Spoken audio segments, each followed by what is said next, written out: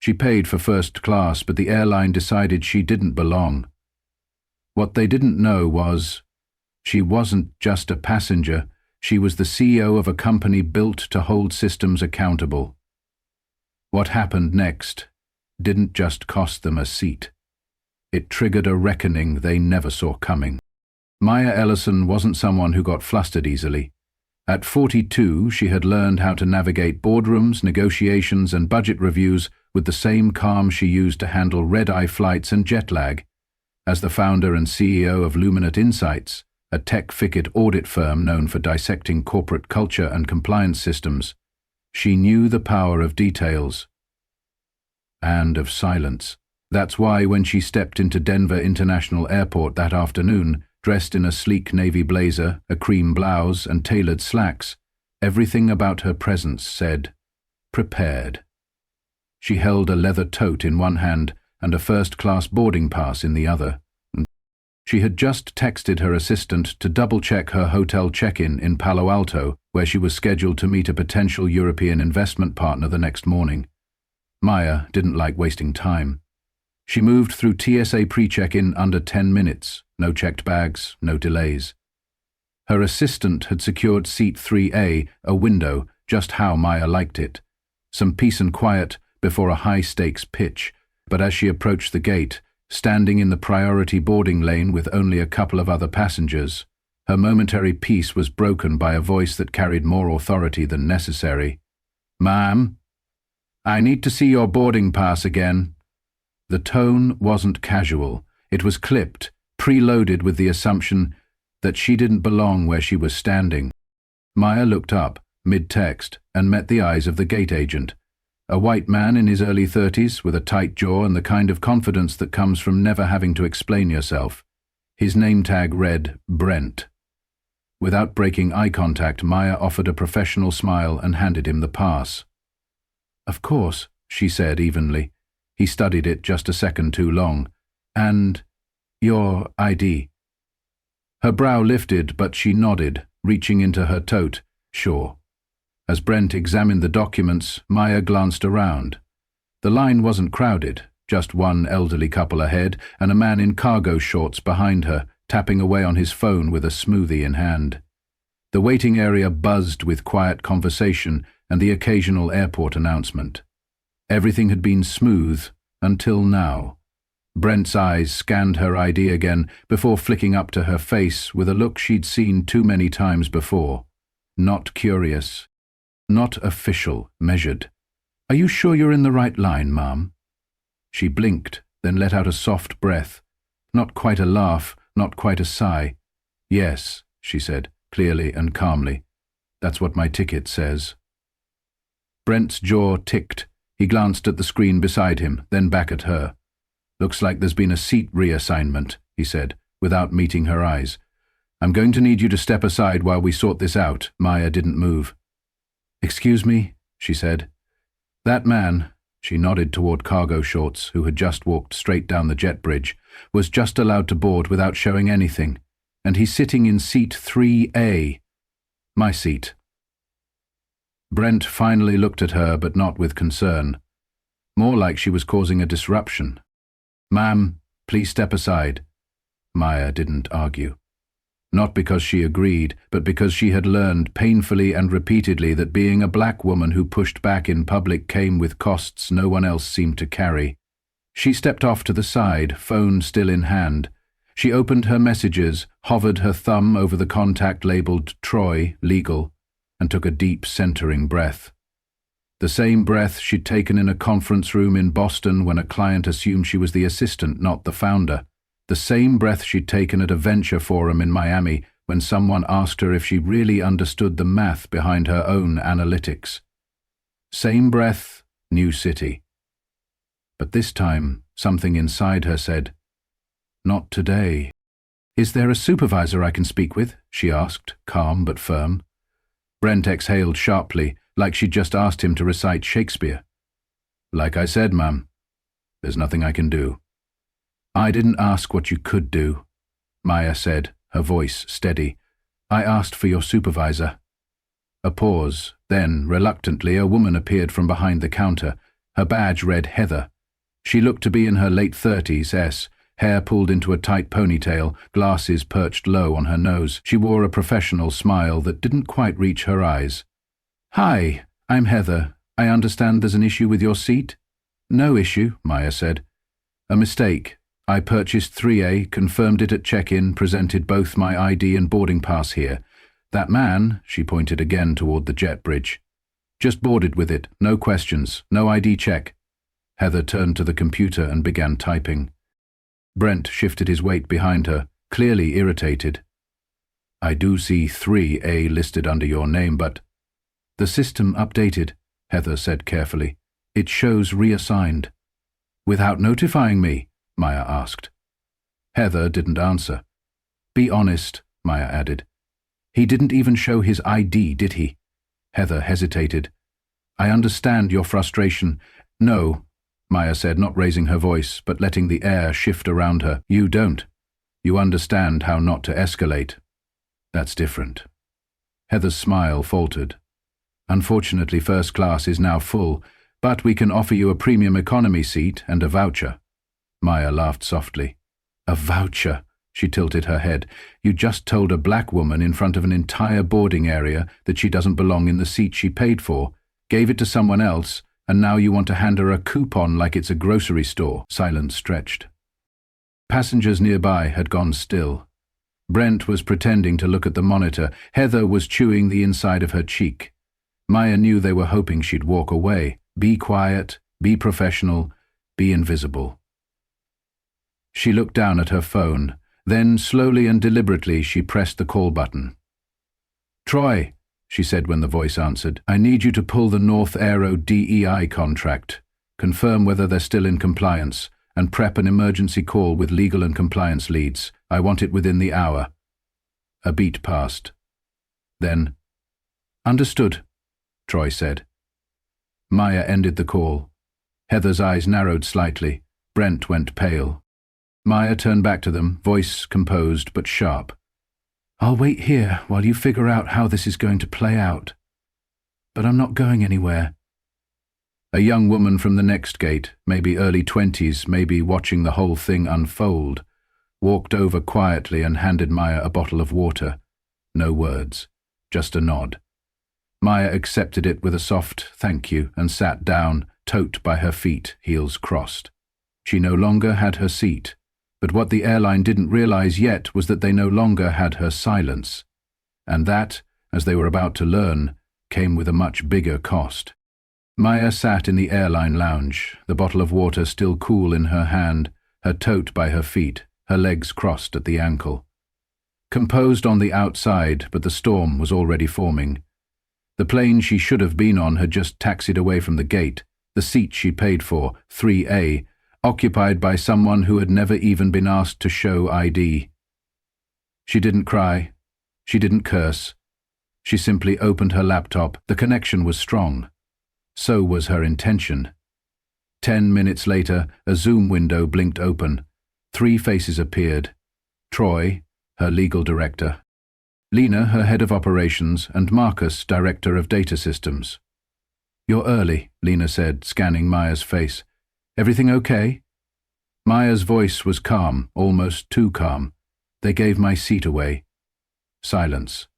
No explanation, no alert. They questioned whether I was in the right line, then let a white man board with my seat. Troy's jaw clenched. Marcus leaned forward. "Same airline we flagged last quarter. North Aero," Maya said. "They own the carrier I flew with. The DEI audit we scheduled for next quarter, move it. I want it started tonight." Marcus nodded, already pulling up internal records. Troy was already reaching for his phone. Lena asked, "Do we want to escalate or just flag?" Maya looked down briefly, then up. "Escalate. Full audit. I want system access, policy documentation, HR reports. If they hired us to find the flaws, we're going to show them exactly where they bleed." Outside the lounge window, the sky had started to fade into late afternoon amber. Somewhere over the Rockies, a man was reclining in a leather seat that wasn't his, sipping wine that wasn't meant for him, cruising at 30,000 feet in a space meant for someone else. Maya didn't think about him. She thought about the pattern, because this wasn't about one gate agent.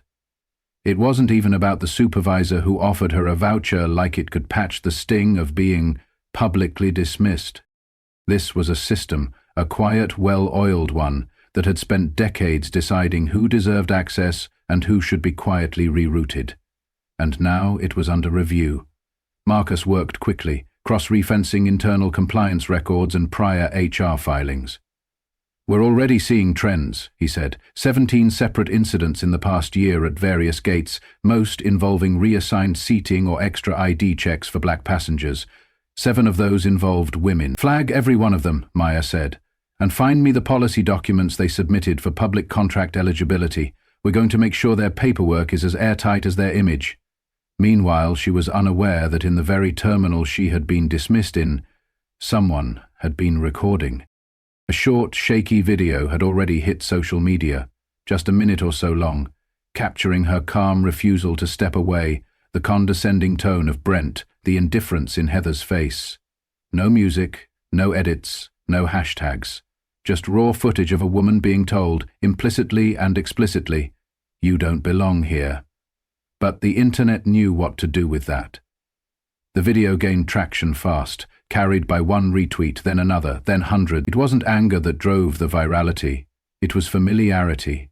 Black travelers sharing their own stories of random seat changes, extra verification, and the ever-present, suffocating question, "Are you sure you're in the right place?" Within hours, the hashtag rightful seat was trending. Civil rights lawyers reposted the clip. Journalists reached out to the person who had filmed it.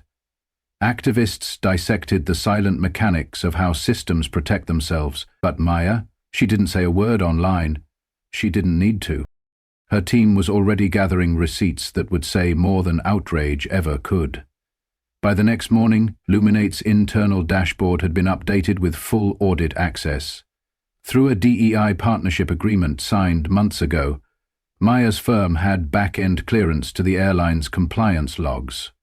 Logs they were now combing through with surgical precision. They uncovered buried complaints, poorly handled employee conduct reviews, and a set of eerily similar phrases that kept appearing.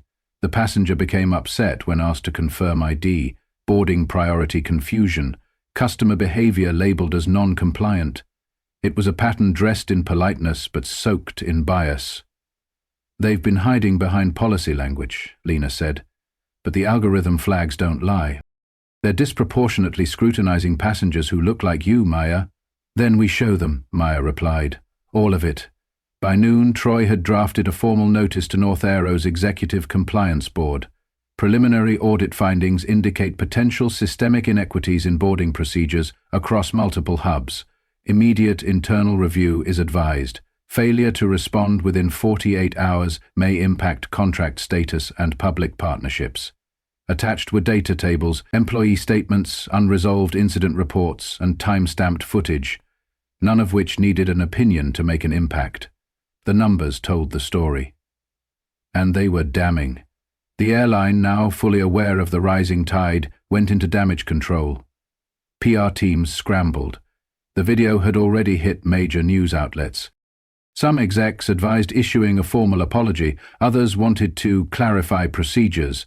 Someone even suggested inviting Maya to speak on a diversity panel, but that was the old playbook. Maya wasn't interested in optics. She wanted accountability. That afternoon, 2 senior executives at the airline were placed on leave pending review. Heather, the gate supervisor, was quietly reassigned. Brent, his employee profile vanished from the company's website altogether. Still, Maya didn't gloat. She didn't issue a statement. Her silence wasn't passive. It was strategic. Because she wasn't done, not by a long shot. She had already instructed Marcus to begin Phase 2, cross-referencing public contract declarations submitted by North Aero to federal agencies. If even one line was inconsistent with their actual practices, it wouldn't just be an audit, it would be a violation. By nightfall, the story had evolved from a customer service mishap to a cultural inflection point. Major platforms ran headlines, comment sections filled with both solidarity and backlash, but through it all, Maya remained focused. In her Oakland office, lights dimmed, screens glowing, she reviewed every document before it left her firm's firewall. Her team worked in quiet rhythm, analysts, interns, compliance officers, all moving with purpose. They weren't riding a wave of attention, they were building a case. At one point, Lena walked into Maya's office with a small smile. "We just got 3 new requests for audits from regional airlines," she said. "They want to get ahead of the headlines." Maya didn't look up. "We'll help them," she said, "but they don't get to skip the work." She stood, walked to the whiteboard and underlined a single phrase she had written earlier that day. Proximity to power doesn't excuse failure. This wasn't about revenge. It wasn't even about her. It was about every traveler who had ever been asked to prove they belonged, not because of a mistake, but because of how they looked. It was about calling out a system that demanded black excellence, while still treating black presence as suspicious. And it was about making sure no one would be dismissed so easily again. As Maya shut her laptop for the night, she glanced at her phone. A message from Troy had just come in. All findings compiled, pressured them into a board meeting. They know this isn't going away. She didn't smile. She nodded once, slowly. They had finally realized what she had known the moment Brent looked her in the eye and asked if she was in the right line. They weren't just facing a customer with a complaint, they were facing a woman with an entire infrastructure behind her. And this time, the system would answer. The message from Troy was still fresh on Maya's screen as she sat alone in her office, city lights spilling through the floor-to-ceiling windows behind her, casting long reflections on the polished surface of the conference table. She stared at the whiteboard across the room. Words from earlier still circled in blue marker. Proximity to power doesn't excuse failure. The office was silent now, the chaos of the day beginning to settle, but inside her mind everything was still turning. The plane had taken off without her. The seat she paid for had been occupied by someone else, but now an entire corporation was being forced to answer for what happened, not because she raised her voice, but because she refused to lower her standards. And still Maya wasn't interested in headlines. She wasn't chasing public apologies or viral fame. Her work wasn't about being seen. It was about changing what people see when they look at someone like her. So when the media requests poured in, news anchors wanting interviews, podcasts asking for exclusives, diversity forums offering keynote slots, she declined them all. She didn't need a microphone to be heard. What she needed was for the people who worked beside her every day to understand the moment for what it really was. So she called a meeting. No PowerPoint, no data dashboards, just people. Everyone at Luminate, analysts, assistants, compliance officers, even the interns, filed into the open-air common room Monday morning, coffee cups in hand, whispers fading as Maya stepped to the front. No stage, no spotlight, just her. She looked around the room and let the silence breathe before she spoke. "This wasn't about a seat," she began, her voice clear and steady. "It never was." Eyes locked on her. She paused, then continued. "This was about the look I got when someone decided I didn't belong in a place I had every right to be. And that happens every day. Not just to people like me, but to people with no platform, no legal team, no followers. People who walk away from it because they're tired." A long pause. "But we're not in the business of walking away." Heads nodded, slowly at first, then firmly. "We don't fix systems with hashtags," she went on. "We fix them with structure, with evidence, with accountability, and that starts in rooms like this." Her words weren't loud, but they landed like stones in water, sending ripples through every person standing there. In the front row, one of the junior analysts, a fresh hire named Darius, raised his hand just slightly. Maya turned toward him. "Go ahead. Were you scared?" he asked, voice quiet but earnest. "In that moment, at the gate, were you afraid?" Maya didn't answer right away. She looked down at her hands, then back up at him. "No," she said. "I wasn't scared. I was tired. Tired of having to prove my presence is legitimate before I even open my mouth." The room went still again. Darius nodded, his eyes softening. Others did too, because they understood. Every one of them, in some way, had felt it, that slow burn of being doubted, questioned, sized up before a word was spoken. Maya let that truth hang in the air. "And that's why we don't let this die in a tweet," she said finally. "That's why we build something that outlasts all of us." She stepped back, gave a small nod, and walked away. No applause, no crescendo, just understanding. That same morning, 3 smaller regional airlines reached out requesting third-party audits. Lena handed her the folders, each filled with summaries, potential contracts, and preliminary concerns. "They're trying to get ahead of the headlines," Lena said. Maya didn't flinch. "We'll help them," she said. "But no shortcuts. They don't get to hide behind statements or black squares on social media. If they want change, they'll have to prove it." Her tone wasn't harsh, it was firm. That afternoon, while walking through the data team's office, Maya passed a whiteboard where someone had written in marker, "Transparency greater than optics." She smiled faintly, but said nothing. Later, as the office began to clear for the evening, Maya remained in her corner suite, overlooking the Oakland skyline. She pulled out a fresh page in her leather-bound notebook and, without hesitation, wrote, "I may have missed a flight, but they missed the point, and I won't let them forget it." The next day, the airline released a carefully crafted statement. It acknowledged inconvenience, reaffirmed their commitment to diversity, and promised a review of internal policies, but not once did they use the word discrimination.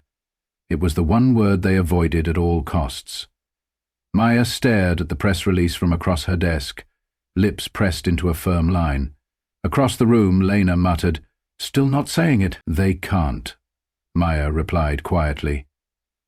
"Because once they say it, they can't undo it. Then, it's not a PR mistake, it's a civil liability." But no matter what word they used or didn't use, their inbox now held proof that the problem wasn't isolated. It was embedded, and Maya's firm had built the roadmap that led straight to the core. Meanwhile, Brent's name had vanished from internal directories. Heather had been quietly reassigned to an administrative role in another city. 2 executives were placed on indefinite leave. But Maya didn't celebrate. This wasn't about revenge. It was about standards. She wasn't trying to ruin reputations. She wanted the system to remember what happens when the wrong person is underestimated. The ripple effects were already being felt. In terminals across the country, gate agents paused longer before asking for extra ID, not because of fear, but because now they had a reason to reflect. And that was the beginning of change. Quiet, subtle, but real. That evening, Maya sat in her office, long after everyone had gone home. The city glowed behind her like a canvas of possibility. She thought of her mother, who had worked double shifts in a hospital so Maya could go to college. She thought of the first time she was mistaken for an intern at her old job. She thought of the look Brent gave her when he saw her in the first-class line, like she had broken some unwritten rule, and she thought of every woman who would step into an airport tomorrow, ready to board a plane, ready to take their place, and how maybe, just maybe, the system would pause long enough to recognize them this time. Maya stood, crossed the room and uncapped the whiteboard marker again. Below the words, "Proximity to power doesn't excuse failure," she wrote something new. "Excellence isn't a defense, it's a demand." She stepped back, studied the words, then turned off the lights. The office fell into shadow. But her message, clear, unwavering, remained. The system wasn't going to fix itself, but she was no longer asking nicely. What happened to Maya Ellison wasn't just an isolated incident. It was a mirror held up to a much larger truth that too many people already know by heart. Her story is about a seat, yes, but more than that, it's about how systems are designed to quietly exclude, how dignity can be eroded not through overt insults, but through dismissiveness, double standards, and denial of space, and how power, when used with precision and purpose, can disrupt all of that. The lesson here is simple, yet urgent. You don't have to yell to be heard. You just have to know your worth and move with intention. Maya didn't escalate, didn't beg, And she didn't demand validation. She let the truth do the talking, and she let her structure do the pushing. Because truth backed by action is louder than any apology after the fact. If you've ever been overlooked, questioned, told to wait, or made to feel like you don't belong, know this: you're not imagining it, and you're not alone. What matters is what you do in that moment. Do you walk away, or do you choose to stand firm? Not for vengeance, but for the next person who comes after you. Maya's strength wasn't just in her response, it was in her preparation. She built something before the moment came, so when it did, she was ready. Not just to protect herself, but to hold a mirror to the system and say, this is who you are, and this is what you must now answer for. So my advice is this: prepare, build, document, speak when it counts, and when they try to shrink you, make sure your silence, if you choose it, is strategic, not surrender. This story is a reminder that the systems we move through will not correct themselves. They will not pause unless we make them. But if we do, if we insist on truth and structure, they will shift. Slowly, uneasily, but they will shift. And that shift, that's where real change begins. To our incredible audience, thank you. Thank you for showing up, for listening, for sitting with stories that are sometimes uncomfortable but necessary. We don't tell these stories for shock or sympathy. We tell them because they reflect lives that deserve dignity, systems that demand accountability, and people who are far more powerful than they've been led to believe.